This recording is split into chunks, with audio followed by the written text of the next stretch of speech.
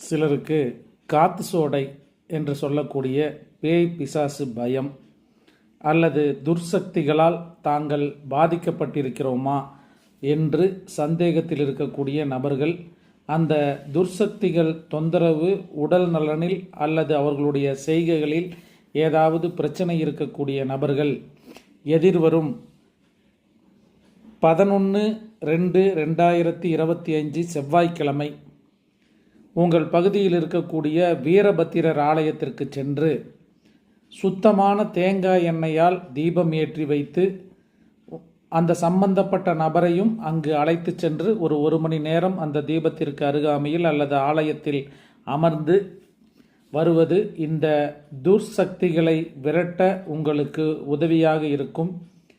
நிழலாட்டம் என்று சொல்லப்படக்கூடிய பிரச்சனைகளும் இதில் தீரக்கூடிய அமைப்பு என்பது உண்டு.